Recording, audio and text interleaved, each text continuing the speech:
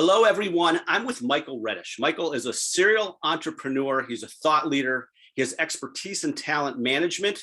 Also, full disclosure, I was lucky to get on his calendar because his mother, my mother, are sisters, so he's my cousin. We've collaborated, talked, but I'm just excited to be talking to him today. Michael, thanks for taking some time to talking to me.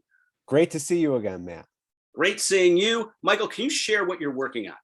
Sure. I'm currently working with Heather Redisch, and we have co-founded the Talent Maven. We work with organizations as an extension of their talent management function. We help them recruit the best talent to their organizations. We consult with leaders how to cultivate and grow that talent and ultimately grow their company.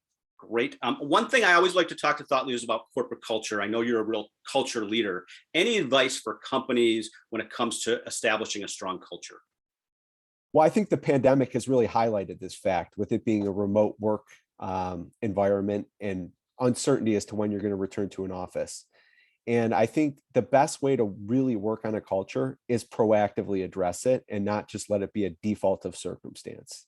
And this is where I believe emotionally intelligent leaders have been highlighted during this pandemic. And a culture isn't, core values written on a wall. It's what happens when people interact with people at your company, whether it's inside the walls of a physical office or on Zoom meetings or anything else. Okay, great. I've been talking to quite a few companies, chief revenue officers, VP of sales, all different leaders saying it's been difficult to attract talent. Any trends that you're seeing or any advice for companies that are trying to find that right talent and right fit? It is the most competitive labor market I've ever seen. So I'm not surprised that the CROs you are talking to are highlighting this as a concern.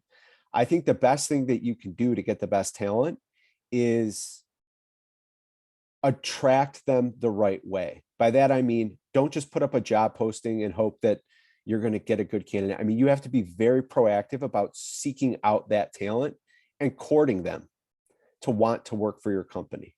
And employer branding is very important. And so, again, this is an environment that is unlike it was 2 years ago. And if you look at demographics, baby boomers are eventually going to be aging out of the workforce here in the period of time in the next 12 to 18 months. You have to put a talent plan in place and put a talent strategy in place to get those people to want to work for your company. Okay. And then any advice you have for professionals while they're exploring opportunities or things like that? What should they be looking for, asking for these days? I think one important question, if you were looking for a new opportunity, is what is the reason this role is open? Okay. What does success look like in this role? What is turnover like in this role? And you also want to establish what are the benchmarks for success in this role.